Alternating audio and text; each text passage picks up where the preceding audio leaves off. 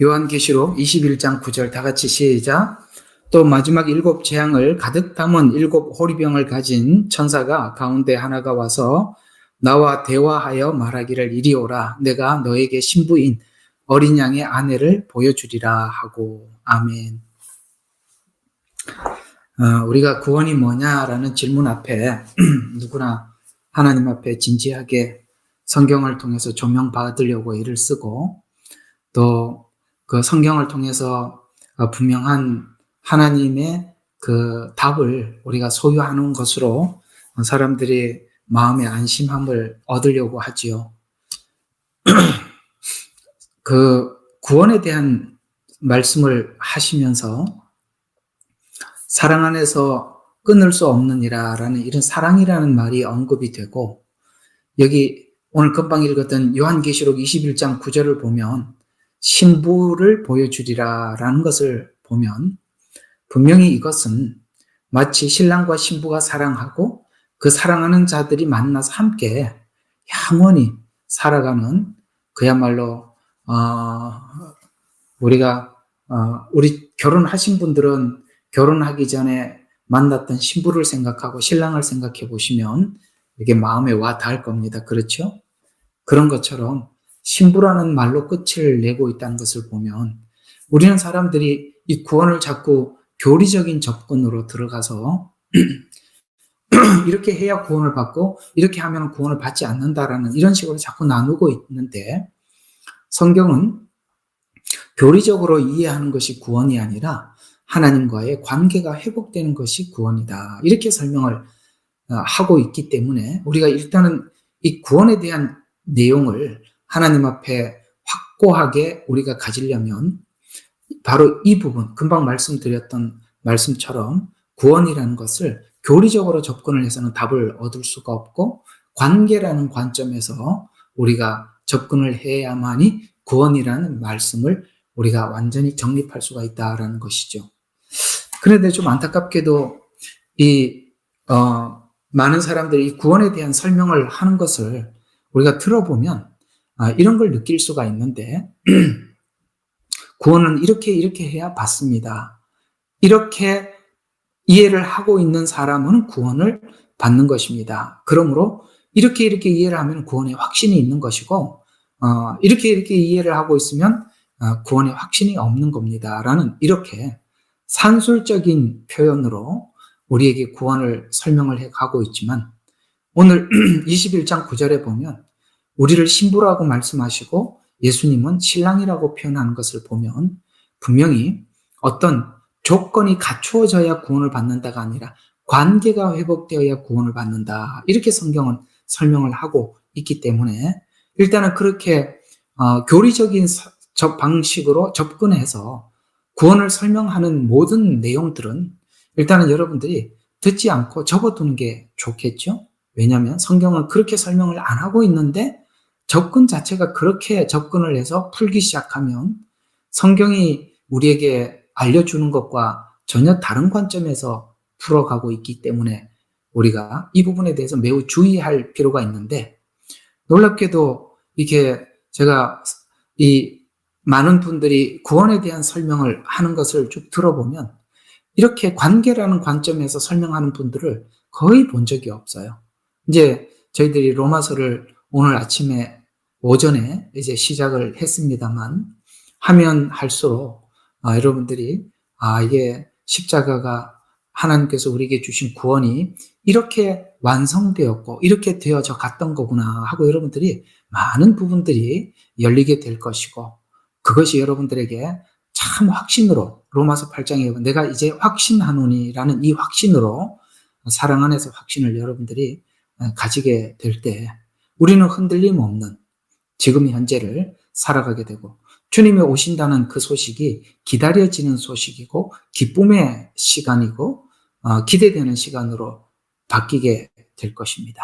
자, 그런 의미에서 우리는 저번 주에 이 구원을 제가 말씀을 드리면서 오늘 여기 신부를 보여주리라라는 말씀을 여러분들에게 말씀을 드리는 것처럼 사실 우리가 이방인들이 구원을 풀고 이해할 때는 칼빈이 내놓은 예정론을 가지고 접근을 해서 풀어봤습니다만 거기에 분명히 하자가 있다는 것을 우리가 발견하게 되었고, 그 다음에 알미니안주의라고 해서 구원의 근거가 내가 믿어야 된다라는 자기 쪽에서 출발을 했을 때도 불안했지요. 자, 이렇게 신학을 가지고 접근을 했을 때 칼빈주의도 답을 주지 못했고 알미니안도 답을 주지 못한 것은 분명합니다. 아무리 자기들이 알미니안 가지고 나는 믿어서 구원을 받았다고 안심을 해도 성경이 이야기하는 것과 다릅니다. 칼빈을 가지고 아무리 예정론을 가지고 구원을 설명을 해도 반드시 부딪히게 되어 있습니다. 그래서 저번 주에 한번 이렇게 결론을 내리고 끝냈던 거 혹시 아십니까? 제가 저번 주에 여러분들에게 어디 갔나? 예정과 선택의 조화라고 말씀을 드리면서 여기 로마서 8장에 있는 말씀과 사도행전 13장 48절을 통해서 예정과 선택은 우리가 하나님을 믿었다, 그 다음에 하나님이 우리를 선택했다는 것은 굉장히 조화롭게 성경은 설명을 하고 있다고 이렇게 설명하면서 말씀을 마쳤던 거 기억하시죠? 근데 오늘 여기서 성경을 보면 분명히 이것은 우리의 선택 때문에, 내가 예수님을 선택했기 때문에, 믿었기 때문에 구원을 받은 것도 아니고 하나님이 예정해서 구원을 받았다는 것도 아니고 그 둘은 함께 같이 있더라. 예정했기 때문에 이렇게 표현될 수 있는 거예요. 예정하셨기 때문에 믿을 수 있었고 믿었기 때문에 예정되는 것을 확인하는, 누구 입장에서 보느냐, 하나님 입장에서 보느냐, 우리 입장에서 보느냐에 따라서 그것이 예정으로 볼 수도 있고 알미니안으로 볼 수도 있다라고 말씀을 드렸습니다. 저번 주에 그 신랑이 찾아와서 신부와 결혼하는 그 과정 기억하십니까? 자, 다시 한번 기억을 되살려서 말씀을 드리면, 신부는 누가 선택을 한다고 그랬죠? 신랑이 선택하는 게 아니라고 그랬습니다. 신랑 아버지가 선택한다고 그랬습니다. 예수님이 이런 말씀을 하셨죠. 아버지께서 내게 주신 자는 내가 다 아버지께로 올려드립니다. 아버지께서 내게 주신, 뭡니까? 하나님이 선택을 했다, 이렇게 말씀하고 있어요. 그 선택한 그들을, 아버지가 신부를 선택하면 신랑은 신부를 만나러 가지요. 그것이 성육신이라고 저번 주 말씀하셨던 거 다시 한번 기억하세요. 그것이 바로 예수님의 성육신이라고 말씀을 하셨습니다. 그러면 신랑은 신부와 결혼하기 위해서는 필연적으로 두 가지를 가지고 간다 그랬습니다. 하나는 지참금, 그 다음에 하나는 결혼 계약서, 이 두 가지를 가지고 간다고 그랬죠. 지참금이 뭐였습니까? 예수님 십자가의 죽음이시죠. 그것으로 사단에게, 우리 죄와 사망에 매여 있는 우리들을 구원하시기 위해서 우리를 거기서부터 풀으셔야 데리고 갈 수가 있으니까 그걸 값을 지불을 하고, 그래서 우리를 피로 값주고 사셨죠. 이게 지참금이라고 말씀을 드렸고요. 그 다음에 결혼 계약서라고 그랬습니다. 이 결혼 계약서는 뭐라고 그랬죠? 크게 제가 두 가지를 말씀을 드렸습니다. 지금까지 너희가 아무것도 구하지 아니하였으나 구하라 그러면 받으리니 너희 기쁨이 충만하리라. 앞으로 네가 신부로서 신랑을 만나기까지 우리가 준비해야 될 모든 것에 대해서 기도해라. 하나님께서 내 이름으로 기도해라. 그러면 줄 것이다 라고 말씀을 하셨다는 것이 바로 기도에 대한 특권.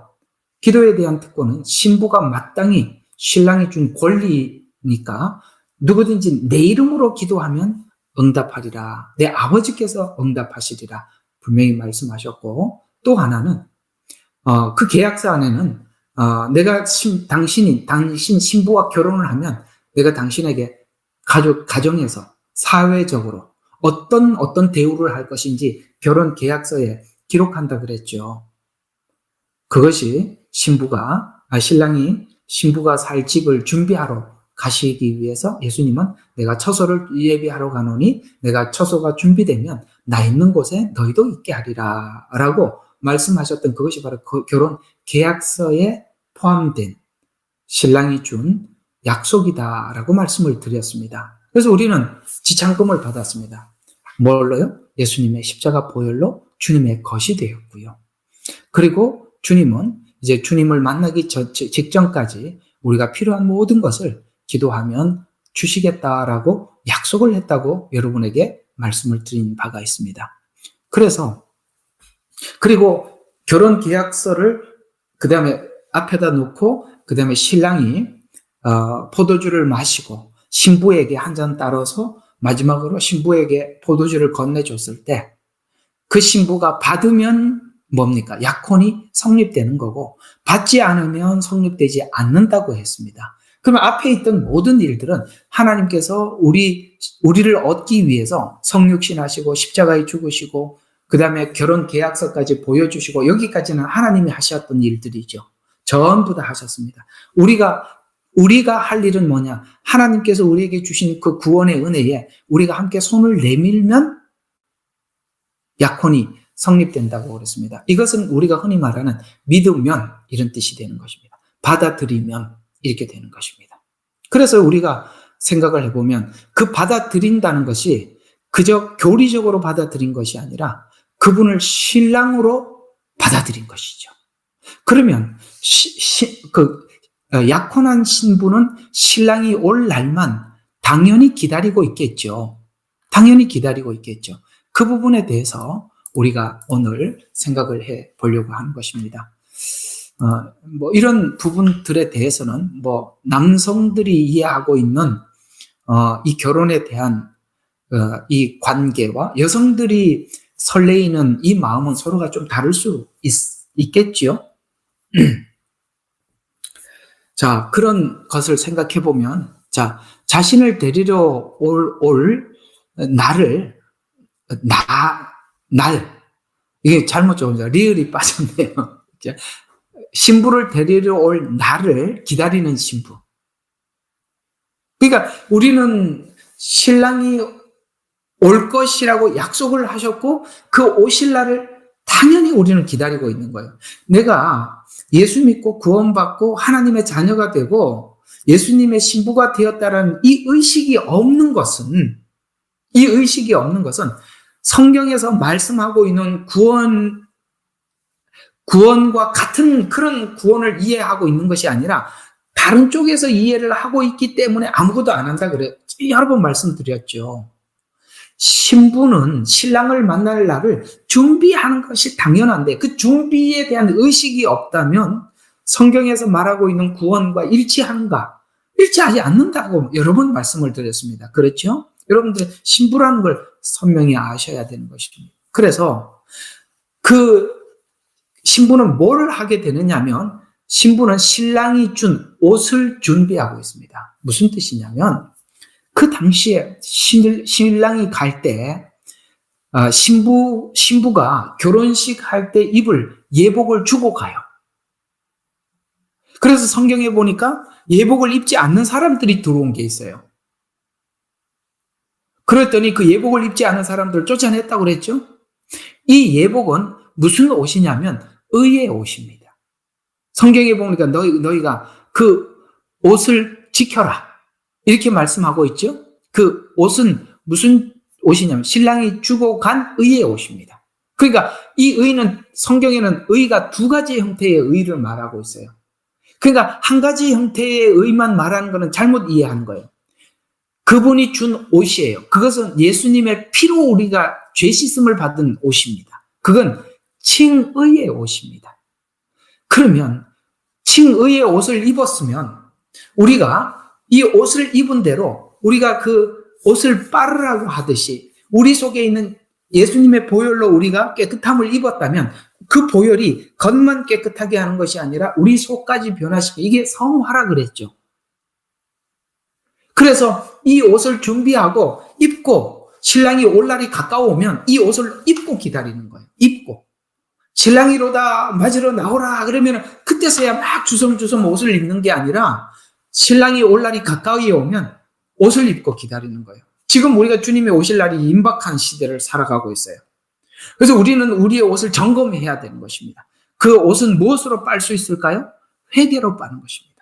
여러분, 우리는 매일매일 하나님 앞에 우리의 죄를 하나님 앞에 내려놓고 회개하고 용서를 구하고 이런 일들을 이 마지막 나팔 소리가 점점 가까이 오면 올수록 우리는 계속 우리 자신을 돌아보고 점검하고 그래야 되는 것입니다. 그 나팔 소리가 어떻게 우리 가까이 불러지고 있는가는 오늘 좀 마태복음 24장을 가지고 한번 정말 주님이 얼마나 가까이 오고 있는지, 오기 전에 어떤 일이 일어나는지, 사람들은 우왕좌왕 어떻게 하는지 24장에 다 설명을 하고 있거든요. 그거 오늘 간략하게 한번 살펴보기로 하고, 또 그래서 첫 번째, 신부는 뭘 한다고요? 결혼식 때 입을 옷을 준비하는 것이죠. 두 번째 뭘 합니까? 신랑인 예수님은 우리가 살 집을 준비한다면 신부인 우리는 신랑을 만났을 때 잘했다 칭찬받을 수 있는 상급을 준비하는 거예요. 신랑은 처소를 준비하고 있고 신부는 상급을 준비하는 것입니다. 그게 여러분 고린도 전서 15장인가 거기 보면은 그 공력을 시험할 텐데 지피나 금이나 나무나 그 다음에 은이나 이런 것을 공력을 시험을 해서 불에 타버리면 뭡니까? 다 사라지는 것이고 공력을 시험해서 남아있으면 그것이 상급이 된다고 했죠. 타는 건 뭘까요? 자기를 위해서 일하는 것들입니다. 사람들에게 자랑하기 위해서 일하는 것들은 모든 것이 타버릴 것이고 주를 위해서만 하는 것만 남아있을 것입니다. 신부가 신랑이 오기 전에 해야 될 게 첫 번째 뭐라고요? 그 옷을 빠는 것입니다. 두 번째 해야 될 일이 뭐라고요? 상급을 준비하는 것이에요. 그러면 신부된 자들이 당연히 이 의식이 있는 거예요. 당연히 이걸 준비해야 된다는 걸 아는 것입니다. 그리고 준비하는 것입니다. 이걸 준비하지 않는데 나는 하나님의 자녀가 되었다, 성도이다. 그럴 수는 없습니다. 전혀 맞질 않아요. 자, 그래서 이걸 준비하면서 신부는 신랑이 올 때만을 기다리며 신랑만 생각하며 그날을 기다립니다. 신랑만 생각하면 신랑도 생각하면 안 돼요. 신랑도 생각하고 딴 거도 생각하잖아요. 신랑만. 아셨죠? 그걸 생각하는 것입니다. 그래서 그날을 기다리죠. 그러면 신랑이 가면서 우리에게 말씀하셨잖아요. 이런 징조가 보이면 내가 올 것이다. 이렇게 말씀하신 게 마태복음 24장 이야기가 아닌가요? 근데 그 마태복음 24장의 상황들은 지금 현재 곳곳에서 일어나고 있단 말이죠. 곳곳에서 일어나고 있는 것을 보면서도 신부된 우리가 깨어나지 않을 수가 없죠. 진짜 신부들은 이 징조를 보면서 다 깨어나는 거예요. 신랑이로다 맞으러 나오라 라는 이 외침은 나팔소리예요. 나팔절의 나팔소리란 말이에요. 그래서 이 소리가 들리면 예복을 준비한다. 그 다음에 신부로서 분명한 고백. 그리고 나는 그분의 신부다라고 분명한 고백과 소속감이 있는 거예요. 여러분은 주님의 것이지요. 오늘 로마서에서 보니까 내가 사나 죽으나 누구 것이라고요? 주의 것이라는 말. 소속감이 분명한 거예요.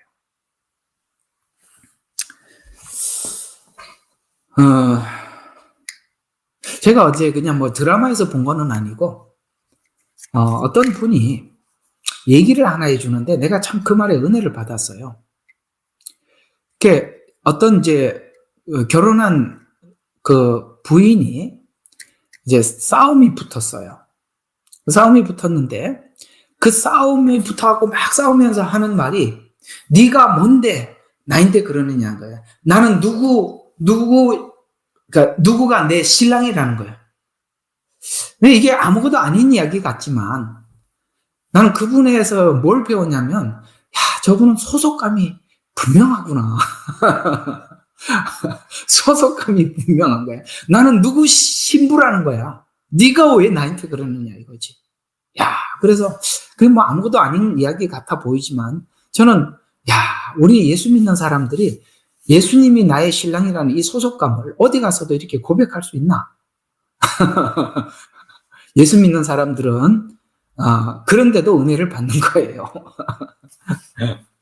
우리가 어디를 가도 마지막 때 우상에게 절해라 그랬을 때 우리는 나는 하나님 앞에 그럴 수 없다라는 이 소속감이 분명히 정체성이 분명해야 돼요. 진리가 아닌 것과 타협할 수 없고 내가 내 신랑인 예수님이 기뻐하는 것과 기뻐하지 않는 것에 대해서 나는 선명한 나눔이 있고 무엇 하나도 양보할 수 없는 그런 정조를 지키는 신부가 되어야 되죠. 그래서 정결한 신부라는 거예요. 정결한 신부. 아가서 2장 6절에 보면 이 소속감에 대해서 분명한 신부인 성도들이 이런 소속감으로 고백을 한답니다. 자, 아가서 2장 16절에 보면 나는 나의 사랑은 그러니까 나의 사랑하는 이는 내 것이요 나는 그의 것이니. 야, 멋지죠? 소속감이 선명하죠. 여러분 예수님 것 맞죠? 내가 사나 죽으나 주의 것이로다. 그 소속감이 이 마지막 때는 정말 분명해야 되는 것입니다. 이것이 선명하지 않는 사람들은 뭡니까? 악의 세력과 타협하고 거짓 복음과 타협하는 것입니다. 그러나 예수님이 어떤 길을 갖고 나도 죽어도 나는 주님이 가신 그 길을 가겠다. 이런 마음을 우리가 굳게 가지게 되면 십자가의 길도 마다하지 않고 가시겠죠. 그러나 이 소속감이 선명하지 않으면 타협하고 말 것입니다. 이 아가서 2장 16절에 신부의 고백 멋지죠? 나의 사랑하는 이는 내 것이요 나는 그의 것이니 그가 백합꽃들 가운데 양떼를 먹이는도다. 주님은 그 양떼에 대해서 관심이 있다는 거예요. 나는 그분의 신부고 그분은 양떼에 관심을 가지고 있고 나 역시 내 신랑이 관심을 가지고 있는 양떼에 관심을 나도 가지고 있다. 이런 표현이에요. 우리가 주의 것이라면 나만 주의 것이 아니라 내 신랑이 누구에게 관심을 가지고 있고 무엇을 위해서 살고 있는지 신부는 아시겠어요? 신랑이 가진 관심과 같은 관심을 가져야죠. 그런 신앙 고백을 하고 있는 것이죠. 개역 개정에서 제가 지금 킹제임스로서 말씀을 드렸다면 개역 개정에는 이렇게 나와 있어요. 내 사랑하는 자는 내게 속하였고 나는 그에게 속하였다.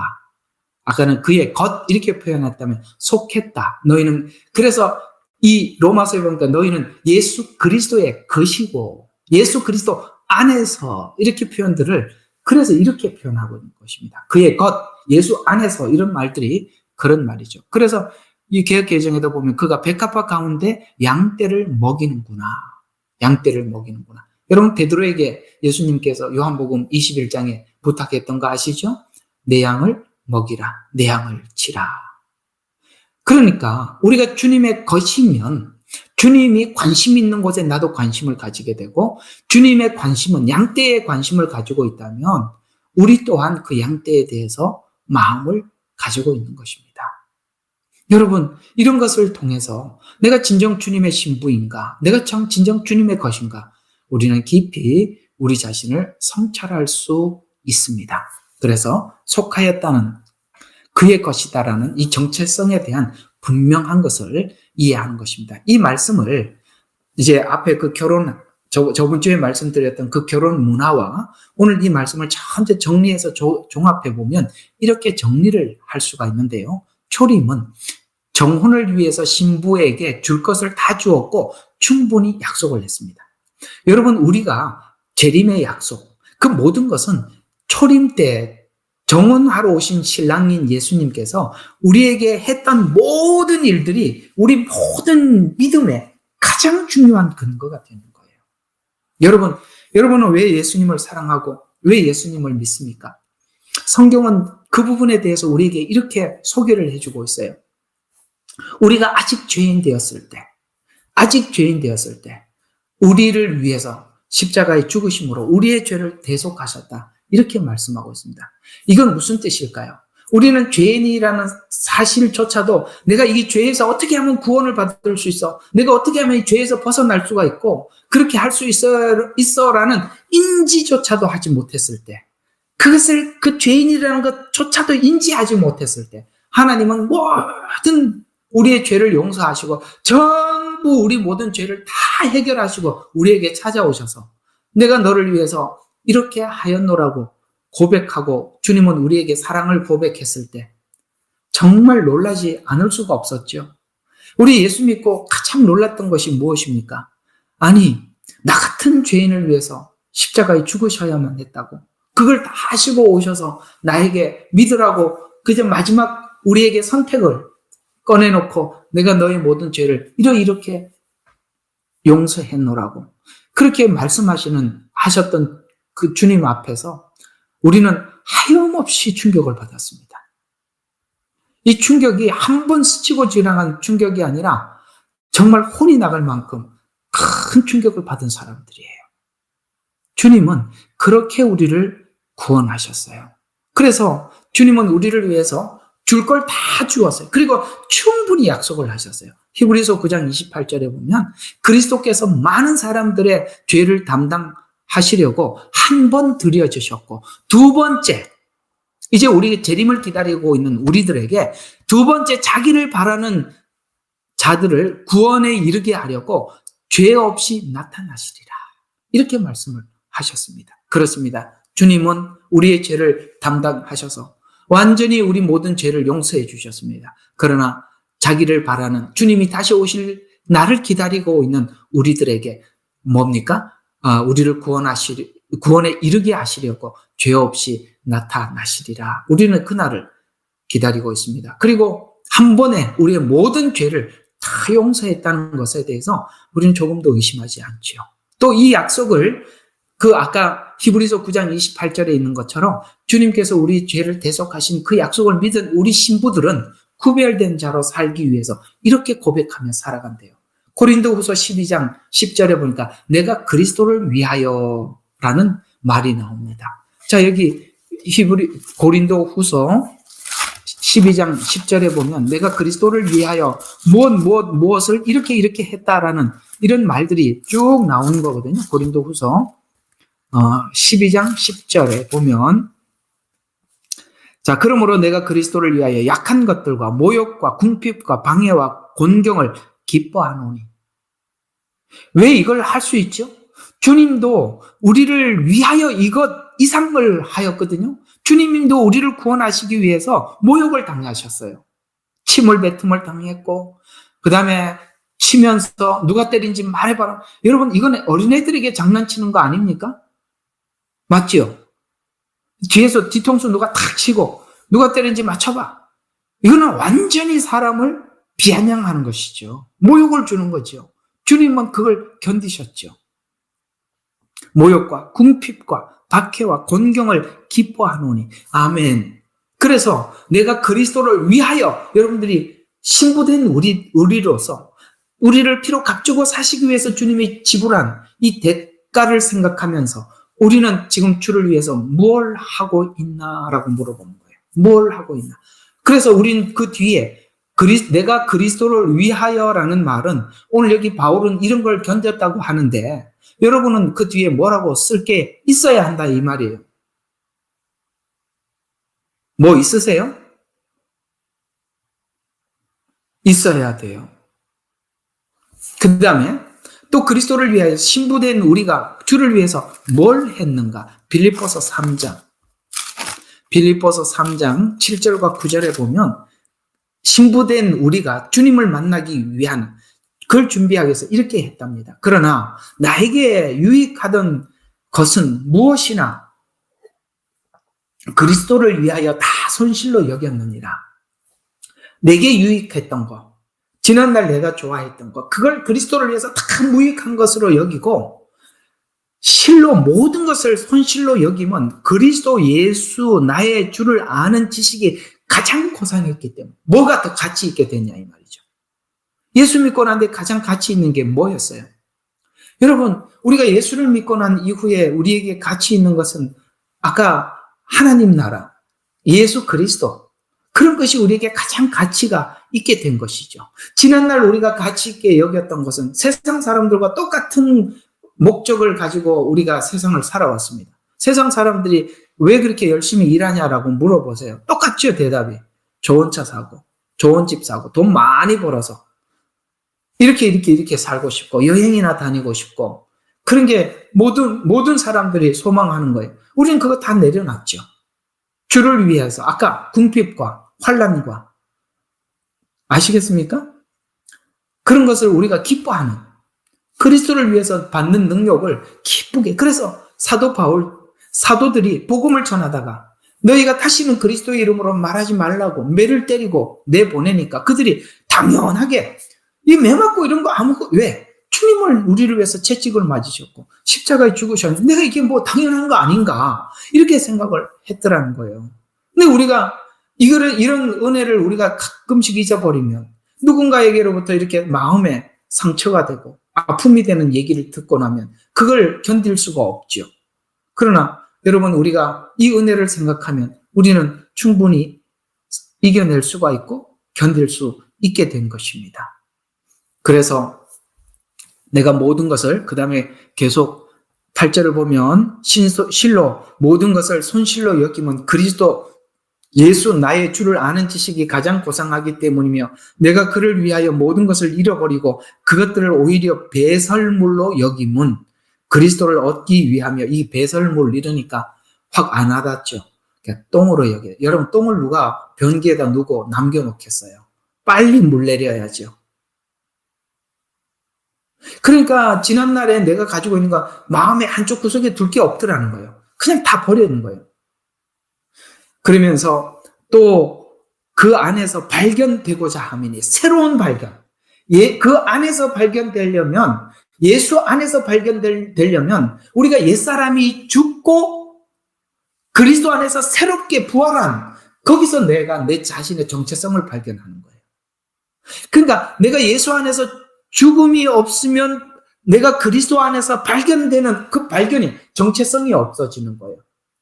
죽어본 사람이 새롭게 태어났듯이. 그래서 내가 그 모든 것을 버리는 이유는 두 가지를 함께 가질 수 없으니까, 한쪽을 버리니까 주님 안에서 새롭게 발견이 되더라.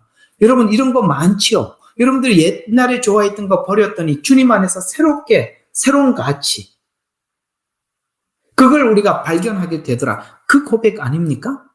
그래서 그 안에서 발견되고자 하면 나의 의는, 그러면 지금 바울이 뭘 버렸느냐? 사람마다 다른데 바울이 버린 게 뭐냐면 9절에 보니까 나의 의는 율법에서 나온 것이 아니요 그리스도를 믿음으로 말미암아 나온 것이니 곧 믿음에 의해서 하나님으로부터 온 의라. 그러면 지금 바울은 가장 소중하게 여겼던 게 뭐죠? 그는 바리새인 중에 바리새인이었고 율법에서는 흠이 없는 사람이었어요. 그죠?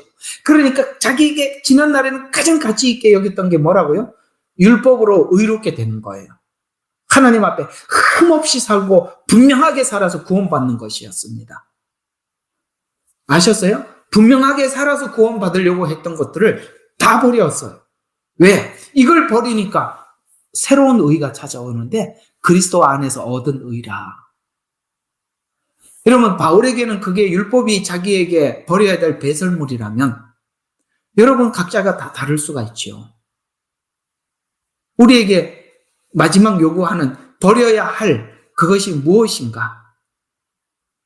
신부는 그게 우리의 옷을 더럽힌다는 걸 아니까, 내가 가지고 있는 그것이 나를 더럽힌다는 걸 아니까 신부는 신랑이 오기 전에 그걸 버리고 신랑이 준 옷으로 깨끗하게 준비하는 거예요. 주님 오실 재림을 준비한다는 것이 무엇이겠습니까? 바로 이런 부분들을 준비하는 것 아니겠어요? 또 요한계시록 16장 15절에 보니까 깨어 자기 옷을 지켜 수치를 보이지 않게 하라라고 말씀을 하셨습니다. 왜 그런 말씀을 하시는가요? 자기 옷을 지켜야 되는데 왜 자기가 지금 흠이 있고 문제가 있다는 걸 왜 보지 못하죠? 요한계시록 3장 17절에는 나는 부자라, 부유함이 없다, 부족한 것이 없다, 이렇게 생각을 하고 자기를 보면 자기는 괜찮은 사람으로 이해를 하는 거예요. 우리가 보통 보면 아직도 하나님 앞에서 자기 의의를 보지 못하는 사람들은 늘 자기 자신에 대해서 나는 뭔가 완벽하게 갖추어져 있다라고 생각을 하거든요. 내가 뭔가가 잘 갖추어져 있다고 생각을 하면 우리 속에 있는 더러움을 발견할 수가 없어요. 우리가 이런 게 있습니다. 예수님 가까이 가면 갈수록 그 빛은 강렬할 것이고 그 빛이 강렬한 만큼 강렬하면 할수록 내 속에 작은 이 때조차도 보이게 되겠죠. 근데 나는 부유하다, 넉넉하다, 부족함이 없다라는 것은 하나님의 말씀으로 강하게 조명을 받지 않고 저 멀리서 보면, 약간 컴컴한 데서 보면 모르는 거예요. 그래서 주님은 우리에게 주신 옷이 이런 색깔 있는 옷을 준 게 아니라 흰 옷을 준 겁니다. 흰 옷은 뭐가 묻자마자 알지요. 흰옷에다가 빛까지 강렬하게 비치면 얼마나 우리가 때 묻은 죄인이라는 것을 알게 되겠죠. 신부는 그걸 보고 신랑이 오기 전에 그 더러운 옷을 빨고 주님 오셨을 때 상급을 받기 위해서 준비하는 것인데, 우리가 이 더러운 옷을 빠는 그 자체가 하나님 앞에 상급이라는 거예요. 됐죠? 그래서 마태복음 24장은 신랑이 오는 소리를 이야기해 주는 거예요. 성큼 성큼 성큼 오는 소리를 이야기해 주는 거예요. 25장은 얘들아 주님이 가까이 오고 있다. 그러니 이렇게 준비해라. 라는 말이 마태복음 25장이죠. 예복을 준비하고 밤에 오시니까 등불과 기름을 점검해라. 이거 여러분들에게 여러 번 설교했으니까 굳이 오늘은 하지는 않겠습니다만, 기본적으로 여러분들이 여러 번 설교를 들어서 이해한다고 치고 25장은 열처녀 비유를 통해서, 열처녀 비유가 뭐라고 그랬죠? 구원. 다른 말로 칭의라고 말씀을 드렸고, 그 다음에 달란트 비유는 성화라고 말씀을 드렸어요. 분명히 그 부분이에요. 아시겠어요? 열처녀 비유는 뭐라고요? 칭의. 예수 믿고 거듭나서 기름, 성령님이 계시냐라고 질문하는 것입니다. 그 다음에 거듭난 자들이 당연히 해야 될 일이 뭐라고요? 성화. 그것이 달란트 비유라고 말씀을 드렸죠. 그리고 세 번째는 마지막 때 이스라엘의 고난과 함께 하느냐. 양과 염소의 비유예요. 이방 민족들에게 하는 것입니다. 이건 여러 번 설명해서 지나가도록 하겠습니다. 그런데 25장은 이걸 준비해야 될 목록들을 설명을 했다면 24장을 오늘 좀 볼 필요가 있는데, 신랑이 오는 소리, 이런 일이 일어나면 내가 문 앞에 이른 줄 알라라고 말씀하셨던 그 신랑인 예수님이 문 앞에 이르렀을 때 어떤 상황이 신랑이 우리 문 앞에 이르른 상황인가를, 자, 전부 다 성경을 마태복음 24장을 펴십시오. 모두 다 성경을 펴시기 바랍니다. 마태복음 24장 8절을 한번 보겠습니다. 오늘 굵게 좀 요약만 좀 해드릴게요. 자, 24장 4절과 5절 한번 봅시다. 다 같이 한번 4절 5절 시작. 예수께서 그들에게 대답하여 말씀하시기를 아무도 너희를 미혹하지 않도록 주의하라. 자, 미혹. 자, 5절. 많은 사람들이 내 이름으로 와서 내가 그리스도라고 말하면 많은 사람들을 미혹하리라. 자, 4절 5절 전부 다 미혹입니다. 자, 요한계시록 6장에 가보면 인재앙이 나오죠. 1, 2, 3, 4 재앙은 전부 다 말로 표현을 하고 있는데, 그 첫 번째 말이 뭐죠? 흰 말입니다. 이게 그대로 미혹입니다. 아시겠습니까? 그건 예수님이 재림하는 이야기가 아니라 미혹을 이야기하는 것입니다. 자, 두 번째 6절과 7절은 그 다음에 붉은 말, 전쟁, 기근 이런 것들이 온답니다. 똑같죠. 마태복음, 그러니까 요한계시록 6장에 있는 말 구조와 똑같습니다. 6절, 7절 다 같이 시작. 또 너희는 전쟁과 전쟁의 소문을 들을 것이라. 그러나 걱정하지 말라. 이는 이 모든 일이 반드시 일어나겠지만, 반드시 일어난답니다. 전쟁이. 아직은 끝은 아니랍니다. 이 끝이라는 말은 무슨 말이냐면 7년이 시작되는 건 아니다 이 말이에요. 아시겠어요? 7년 환란이 끝나는 게 아니라, 그래서 이거는 마태복음 6장으로 보면은 6절과 7절은 붉은 말, 검은 말인데요. 전쟁. 그래서 7절 민족이 민족을 대적하겠고라는 말은 같은 민족끼리 일어나는 전쟁. 우크라이나, 러시아는 같은 민족들이죠. 예를 들어서 남북한의 전쟁, 우리나라처럼 남북한 전쟁도 민족전이죠. 아시다시피 여러분, 이 지구 곳곳에 한 나라 안에 민족 분쟁이 엄청 많습니다.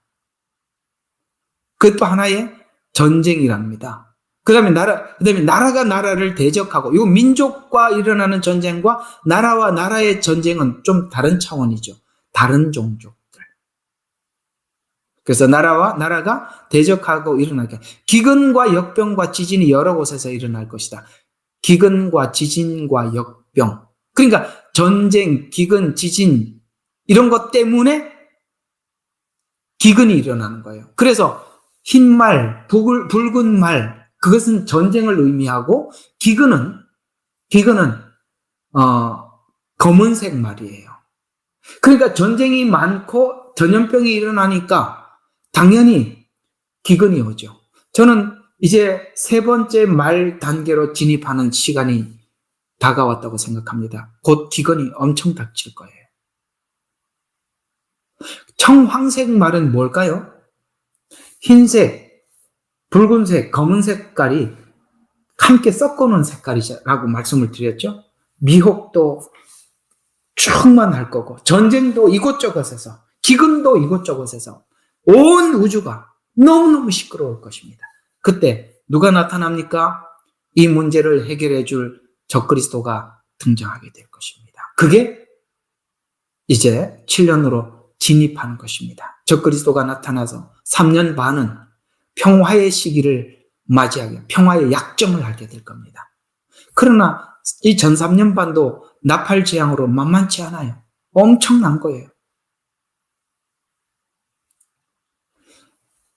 자, 이런 이야기들은 워낙 요한계시록에서 여러분들과 많이 나누어서 오늘은 조금 개론만, 이 마태복음 24장은 요한계시록 전체 개론이에요. 개론. 목차를 이야기하는 겁니다. 그래서 이 전 3년 반이 이제 시작이 되면 어떤 일이 일어나는가? 8절입니다. 전 3년 반에 이제 들어가 버렸어요. 이것은 이제 7절까지가 네 번째 인까지인데 이제 8절은 다섯 번째 인, 곧 나팔 재앙이 시작입니다. 그러면서 이렇게 말씀하십니다. 8절. 자, 이 모든 것이 고통의 시작이라. 그때에 사람들이 너희를 고난받도록 넘겨주고. 그럼 이 말을 듣고 있는 너희는 누구죠? 제자들이잖아요. 근데 우리가 그리스도인들이 함께 이 고난에 참여하는 것은 양과 염소의 비유를 보고 우리는 그 끝들과 접붙였기 때문에 그 고통을 함께 나누는 겁니다. 아시겠어요? 그들이 옥에 갇혔을 때 돌아보고 하나기 때문에 그러는 거예요. 이게 대체 신앙. 자, 그래서 고난받도록 넘겨주고 죽이기리라. 또 너희는 내 이름을 위하여 모든 민족에게 미움을 받는데 이 모든 민족에게 이스라엘을 모든 민족 중에 이스라엘을 미움을 주는 민족이 있는가 하면 양과 염소의 비유처럼 그들이 고난을 받을 때 함께하는 사람들이 있다 이거예요. 그래서 양과 염소의 비유는 여기 모든 민족이라고 말한 것처럼 그 모든 민족을 불러 세워놓고 심판을 하는 겁니다. 우리가 복음을 정상적으로 이해를 하고 있으면 반유대주의가 될 수가 없고 알리야를 거부할 수가 없어요. 이럴 수가 없다니까요. 예, 이럴 수가 없는 거예요. 계속 보시죠. 13절과 14절을 한번 계속 이어서 보겠습니다. 오늘은 좀 중요한 부분만 짚고 넘어가겠습니다. 13절. 그러나 그러나 끝까지 견디는 자는 구원을 받으리라. 이 왕국복음이 왜 이 왕국복음이라고 하죠? 이거 끝나면 천년왕국에 들어갈 거니까 그래요. 그래서 왕국복음이 모든 민족에게 증거되기 위하여 온 세상에 전파되리니 그 후에 끝이 오리라. 여러분, 온 세상에 언제 전파될 것 같아요? 이게 지금 이제 이 예언서를 정확하게 관통을 못하면 이 왕국복음을 온 세상에 전파하기 위해서 큰 세상에다 이제 선교사를 파송하고 그러시는데 왕국복음이 모든 사람에게 전파되는 거는 여러분 7년 환란이 되면 이 왕국복음이 온 세상에 전파됩니다. 근데 끝까지 견디는 자는 구원을 얻으리라고 말씀하신 이 말씀을 그대로 어디로 가지고 가냐면 다니엘서로 가지고 가야 풀어져요. 이 말씀이. 여러분, 이스라엘 백성들이 포로로 잡혀갔어요.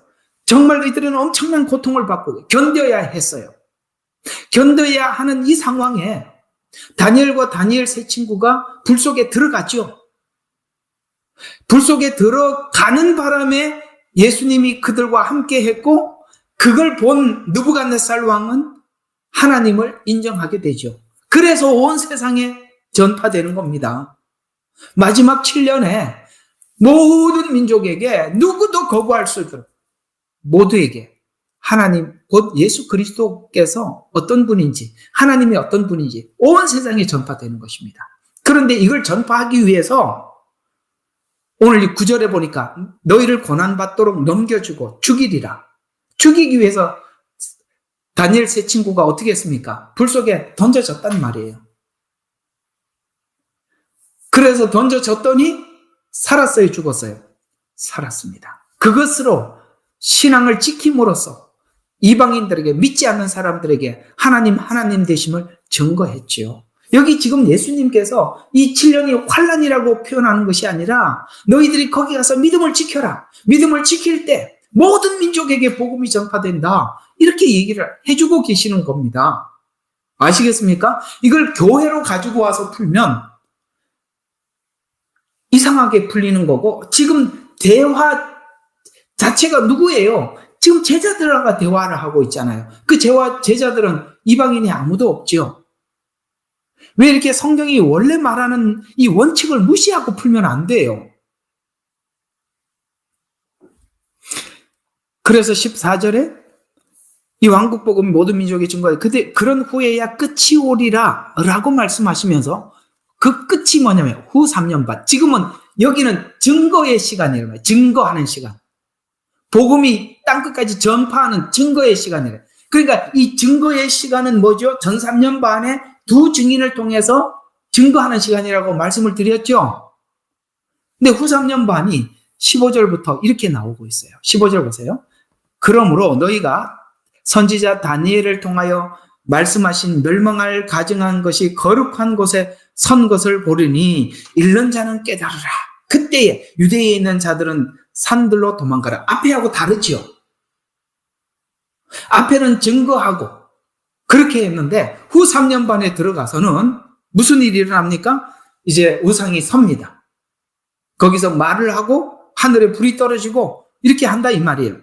그때 유대에 있는 자들은 산들로 도망가라. 지붕 위에 있는 사람들은 집에 있는 물건을 가지러 내려가지 마라. 왜 이런 말을 할까요? 전 3년 반과 후 3년 반 중간에 무슨 일이 있어요? 유브라데 전쟁. 유브라데 전쟁이 있잖아요. 그러니까 이 전쟁이 얼마나 극박하냐 이 말이에요. 그래서 뭐예요? 지붕에 있는 사람들은 물건을 가지러 가지 말고 들에 있는 사람 자기 옷을 가지러 돌이키지 말라. 그날에는 아이 뵌 자들과 젖먹이는 자들이 화가 있으리라.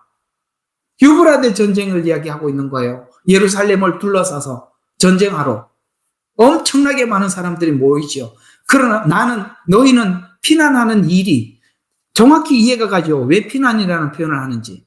그래서 겨울이나 안식일이 일어나지 않도록 기도해라. 왜냐? 이들은 아직도 안식일을 지키니까. 이는 대환란이 있으리니 그와 같은 것은 세상이 시작된 이후로 없을 것이며 또 결코 없을 것이라.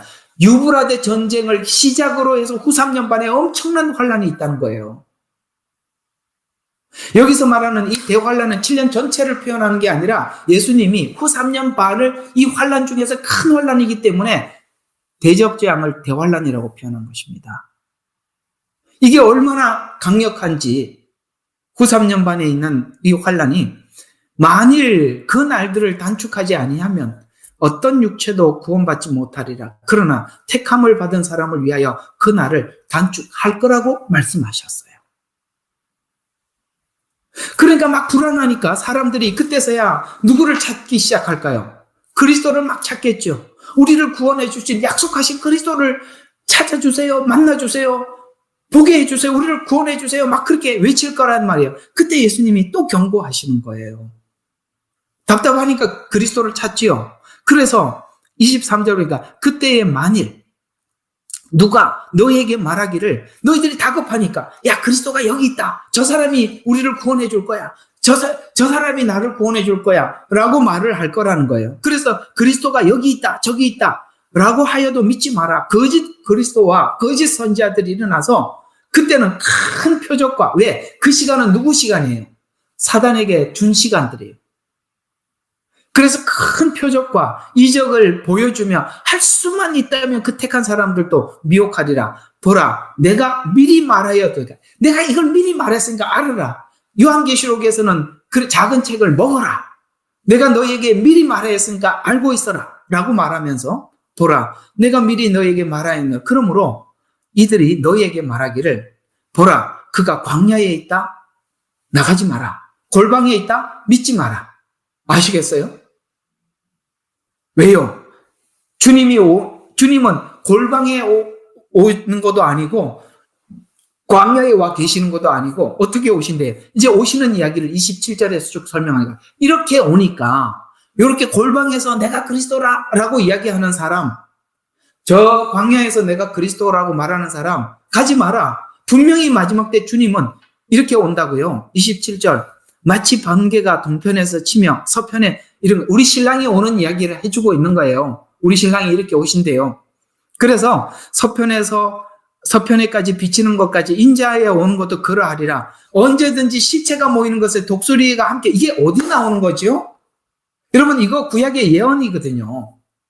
이 예언을 언제 했냐면 아마겟돈 전쟁을 할 때 이렇게 표현했어요. 똑같이. 이 아마겟돈 전쟁에 얼마나 많은 사람들이 죽었는지 그 피가 말굴레까지 올랐고, 독수리 하늘에 날아다니는 새를 보고 잔치에 참여하라 그랬다고. 이거 아마겟돈 전쟁이거든요. 지금 여기 있는 전쟁이 2번 나와요. 24장에도. 앞에는 무슨 전쟁? 유브라데 전쟁. 지금 이 전쟁은 아마겟돈 전쟁. 지금 후3년반으로 넘어와 있단 말이에요. 그래서 인자에 오는 것도 그러하리라. 누구든지 시체가 모이는 곳엔 독수리들이 함께 모이리라. 요거 구약에 그대로 표현한 것입니다. 자, 그러면서 29절, 그 날들의 환난 후에 즉시 해가 어두워지고 달이 빛을 내지 않고 별들이 하늘에서 떨어지고 하늘의 권능들이 흔들리고, 이게 전부 다 무슨 이야기냐면 한 절에 압축을 시켜놨지만 대적재앙 전체를 압축시켜놓은 겁니다. 별에도 달에도 하늘에도. 아시겠습니까? 압축을 시켜놓은 거라는 말이에요. 지금 예수님은 마지막에는 아마겟돈 전쟁으로 끝을 나겠지만은 그 전에 별, 달, 하늘 이런 권능들이 흔들릴 것이다. 후 3년반에 있을 대접재앙을 압축해서 설명을 하면서 그 후에 반드시 이 일이 지나간 후에 무슨 일이 있어요? 하늘에 있는 인자의 표적들이 나타나리니 땅의 모든 지파들이 통곡할 것이요. 후 3년 반에 제가 그랬죠. 후 3년 반은 구원받는 주체가 대부분이 유대인일 거라고 말씀을 드렸죠. 여기 이렇게 지파가 통곡할 것이라. 요게 스가랴서 12장이에요.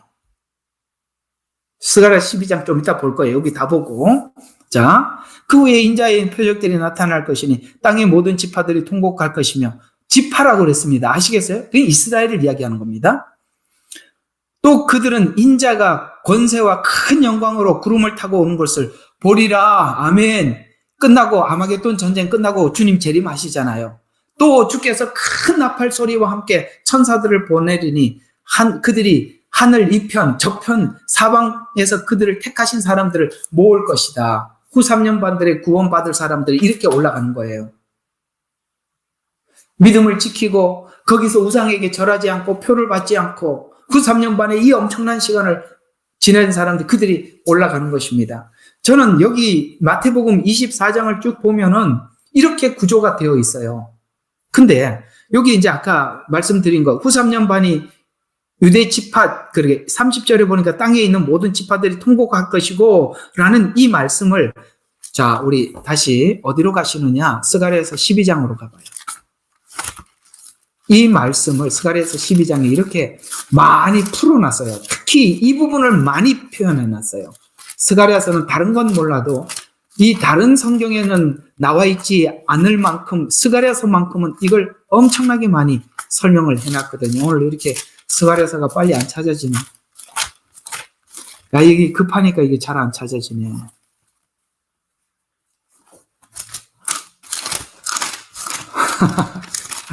12장, 10절과 14절 누가 찾았으면 좋겠어요. 누가 좀 읽어주세요. 그래서 몇 장이요? 12장? 예, 12장 10절에서 14절. 또 내가 다윗의 집과 예루살렘의 거민들 위에 은혜와 광구의 영을 부어주리라. 그러면 그들이 찔렀던 나를 쳐다볼 것이며, 스가라는 말라기 전에 있어요. 예, 그들이 찾았습니다. 그를 위하여 애통하리니 마치 어떤 사람이 자기 외아들을 위하여 애통한 같이 할 것이요. 그들이 그를 위하여 비통에 잠기리니 마치 어떤 사람이 자기 처자들을 위하여 비통에 잠기듯 하리라. 그날에 예루살렘에 큰 애통이 있으리니 마치 무기또 골짜기 하닷 림몬의 애통과 같으리라. 땅이 애통하리니 각 족속이 따로 애통하리라. 다윗 집의 족속이 따로 하고 그들의 아내들도 따로 하며 나단 집의 족속이 따로 하고 그들의 아내들도 따로 할 것이요. 레이 집 족속이 따로 하고 그들의 아내들도 따로 하며 시므이의 족속이 따로 하고 그들의 아내들도 따로 하리라. 남은 모든 족속도 각 족속이 따로 하며 그들의 아내들도 따로 하리라. 아멘. 감사합니다. 자, 그러면 지금 이게 10절부터 14절이 후 3년 반에 아까 각 지파가 애통한다 그랬잖아요. 그 애통하는 이야기를 여기서 각 지파가 애통한다 그랬잖아요. 그래서 이게 각 족속대로 따로 하고 이렇게 계속 나오는 거예요. 근데 요 애통이 넘치는 요 시간이 언제냐? 그 앞에 12장 8절부터 한번 봅시다. 그날에 주는 예루살렘 거민들을 보호하리니 그날에는 그들 가운데 약한 자가 다윗 같겠고, 이 전쟁, 여러분 아시다시피 다윗은 군인입니다. 직업이. 그는 평생을 전쟁을 하고 살았어요.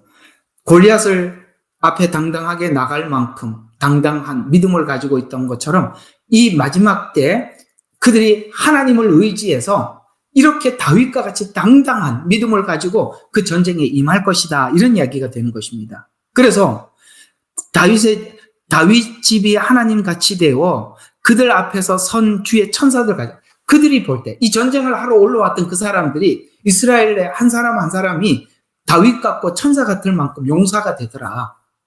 라고 하면서 그날이 오면 내가 예루살렘을 치러 오는 모든 민족들을 멸하고자 하리라. 2번 있다 그랬죠? 7년 중에 유브라데, 아마겟돈. 그때 이스라엘이 그러면은 유브라데와 아마겟돈은 후 3년 반 그 사이에 있는 건데, 그죠? 그 사이가 저 후 3년 반인데 그때 하나님이 애통하는 영을 부어주셔서 눈을 열어주는 거예요. 그때 샘을 열어주시고 그 다음에 눈을 열어주셔서 그들이 엄청나게 애통을 하는 거예요. 그래서 이 7년이라는 시간은 유대인들이 회복되는 시간이며 전 3년 반에는 믿음을 지키는 시간이고 후 3년 반에는 하나님의 영이 부어져서 그들이 회개하는 시간으로 성경은 이렇게 설명을 해서 이제 그림이 막 그려지시죠?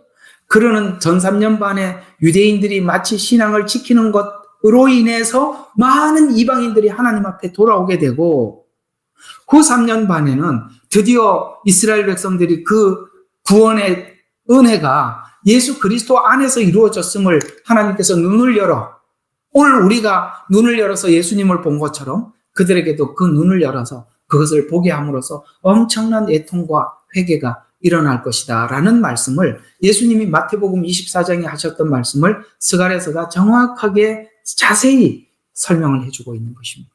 지금 그러면 정리를 해보면 이렇게 되는 것이죠.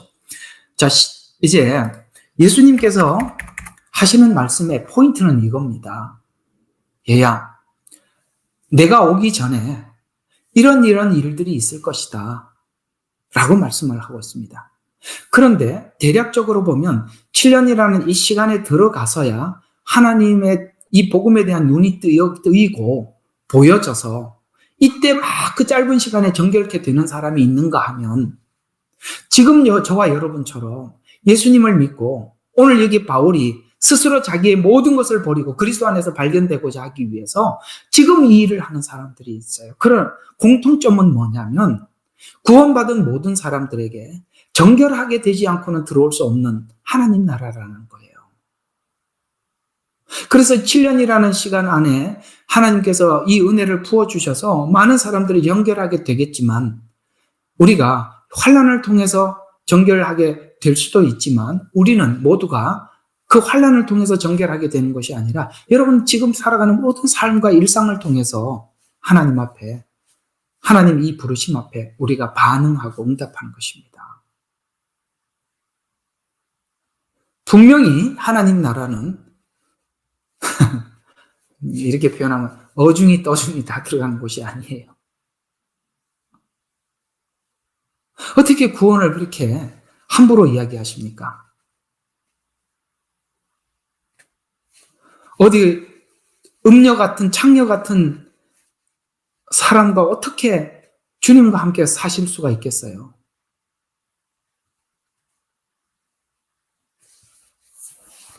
정리를 하겠습니다. 여러분, 우리가 지금은 분명한 마지막 때를 살아가고 있고요. 이 마지막 때 우리 신랑인 예수님께서 우리에게 요구하시는 요구들이 분명히 있습니다. 신부는 그걸 알지요. 신부는 알 수밖에 없어요. 그리고 신랑이 오기 전에 일어날 수많은 일들을, 징조를 우리에게 자세히 설명하시면서 준비하라, 준비하라, 준비하라. 그래서 열처녀 비유를 보면은 마지막 때가 다 되면 분명히 신랑이 곧 오십니다, 오십니다라고 외치는 종들이 있어요. 마태복음 24장 후반부로 가보면 때를 따라 양식을 나눠주는 종이 있단 말이에요. 그 때를 보고 때에 맞춰서 신부들에게 준비케 하라고 외치는 종이 따로 있단 말이에요. 그래서 그에게 하나님께서는 모든 것을 마지막 때를 다 맡기고 그 외치라고 말씀하시는 거예요. 저는 이 마지막 때 앞으로 교회에 대해서 이렇게 예측할 수 있어요. 성경대로 표현하자면 앞으로 이 마지막 때는 순수하고 진실한 복음만 전하는 교회만 살아남고 나머지는 정말 다 사라져 갈 겁니다. 보세요. 왜? 이 모든 것을 그 종에게 맡기신다고 주님은 말씀하셨어요. 마지막 때 복음을, 그 마지막 때를 알고 마지막 때를 외치고 신부된 자들에게, 성도들에게 그걸 준비시키는 종에게 모두 맡기신다고 마태복음 24장의 모든 이야기를 끝마무리에 딱 우리에게 말씀하셨어요. 그래서 앞으로 우리가 교회가 문 닫아서 안타깝다 그러는데 아마 하나님께서 이렇게 말도 안 되는 엉터리 같은 복음을 전하는 교회는 하나님 다 닫으시게 하실 겁니다. 저는 최근에 유튜브를 하나 보고 기가 막혀서 이게 지금 교회가 복음을 전하기 위해서 세운 단체지 무슨 윤석열 대통령, 내가 뭐 윤석열 대통령 이런 얘기가 하는 게 아니라 윤석열 대통령 퇴진 운동 1100명의 목사들이 가서 이러고 앉아 있어요. 이게 지금 복음하고 무슨 상관이 있어요? 에? 이게 무슨 교회예요, 이게? 기가 막히지 않아요? 이상하지 않아요?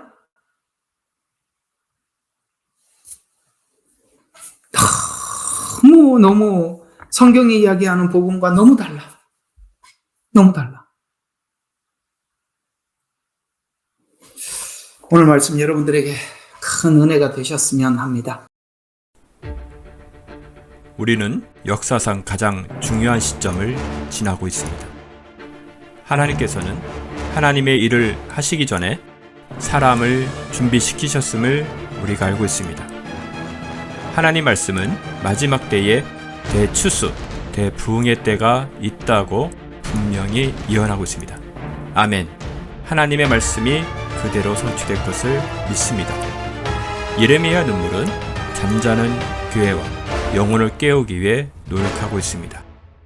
이 가슴 뛰는 일에 함께 하길 원하시는 분은 카카오 채널로 연락 주시기 바랍니다. 당신은 위대한 하나님의 사람입니다.